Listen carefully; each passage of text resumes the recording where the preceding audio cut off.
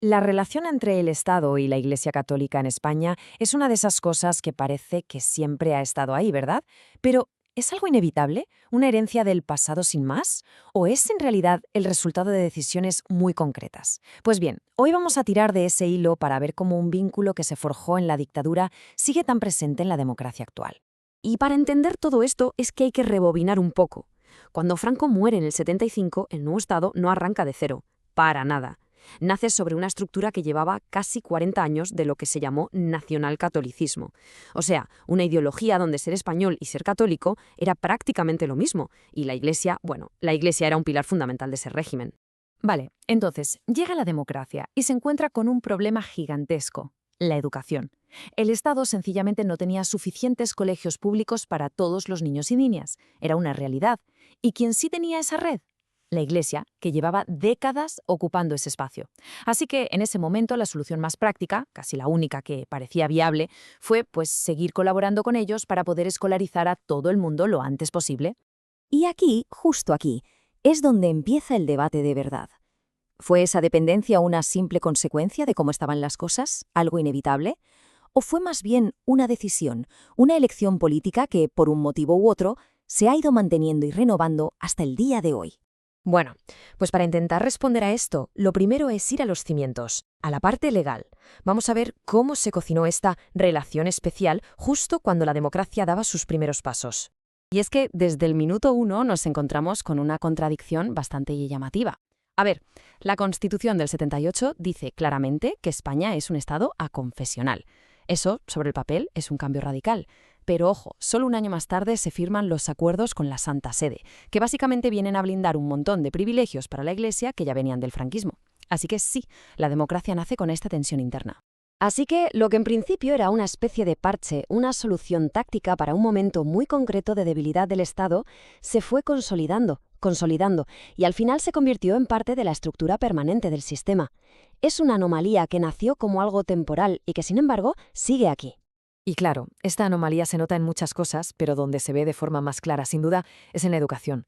Es el ejemplo perfecto de cómo esa relación especial entre el Estado y la Iglesia ha acabado creando una división muy real y con unas consecuencias sociales enormes.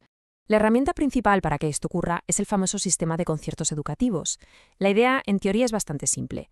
El Estado, con dinero público, paga plazas en colegios de gestión privada, la inmensa mayoría religiosos, para asegurarse de que haya sitio para todos. Es una forma de ampliar la oferta educativa sin tener que construir y gestionar todos los colegios desde lo público. El problema es que este sistema genera una especie de reacción en cadena. Primero, se crea y se fortalece una red de colegios privados que funciona con dinero público. Esta red, lógicamente, empieza a competir con la pública por los alumnos y también por los recursos. ¿Y qué pasa al final? Pues que la escuela pública se acaba quedando con la parte más difícil del trabajo, asumiendo una carga que no es equitativa. Y ojo, que esta no es solo una opinión, es una consecuencia que está más que estudiada. Como bien apunta el análisis, es la escuela pública la que al final se hace cargo, de forma desproporcionada, de escolarizar al alumnado más vulnerable, ya sea por motivos económicos, sociales o de cualquier otro tipo. Lo que se crea, en la práctica, es un sistema educativo con dos marchas distintas. Todo esto nos lleva de vuelta a la pregunta del principio. A ver, si esto empezó como una necesidad, ¿por qué ha durado más de 40 años? ¿Por qué se mantuvo el modelo incluso cuando España ya era un país con recursos más que suficientes para haberlo cambiado? Es que, si repasamos la cronología, la cosa se ve bastante clara. En los años 80 se podría haber apostado fuerte por la pública, pero no, se optó por integrar el modelo concertado de forma permanente. Luego en los 90 y los 2000, con el boom económico, dinero había, pero el sistema no se tocó. Y llegamos a hoy con una sociedad infinitamente más secularizada y el marco legal que sostiene todo esto sigue pues prácticamente igual. Así que claro, de aquí sale una hipótesis que, bueno, puede ser un poco incómoda. Y es que quizá el sistema no ha seguido en pie por necesidad, como al principio, sino simplemente por conveniencia política. ¿Y conveniente para quién? ¿Y por qué? Pues pensemos un poco. Por un lado, el Estado se ahorraba el coste, no solo económico, sino también político, de tener que construir una red pública masiva. Por otro, se evitaba un choque frontal con la Iglesia, que seguía teniendo un poder y una influencia social muy importantes. Y al final se mantenía un equilibrio, un status quo, que a los grandes partidos, en el fondo, les venía bien. Pero claro, esa conveniencia política tiene un precio, y un precio muy alto: la segregación social en las aulas. El resultado final es un sistema escolar partido en dos. La escuela pública acoge a muchísima más diversidad y a más alumnado vulnerable, mientras que la concertada tiende a agrupar a perfiles socioeconómicos mucho más parecidos entre sí.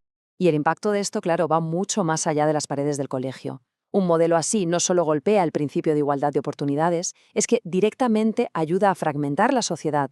La escuela, que debería ser uno de los principales lugares para la cohesión social, acaba funcionando al revés, como un espejo e incluso un motor de la desigualdad.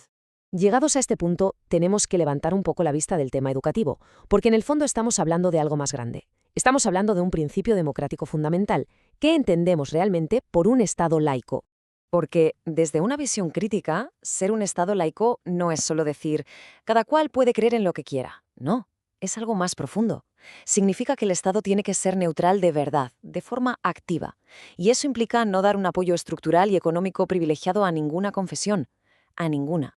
Y esto es lo que cambia el foco del debate.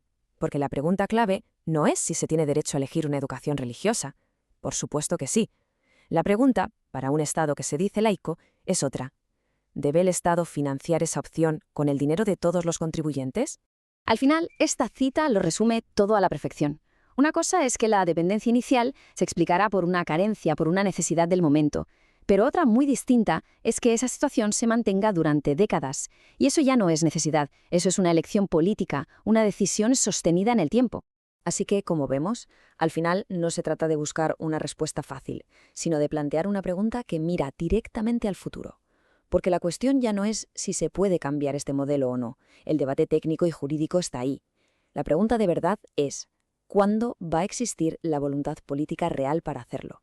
¿Cuándo se decidirá abordar esta situación y elegir de verdad qué tipo de Estado y qué tipo de sistema educativo se quiere para las próximas generaciones?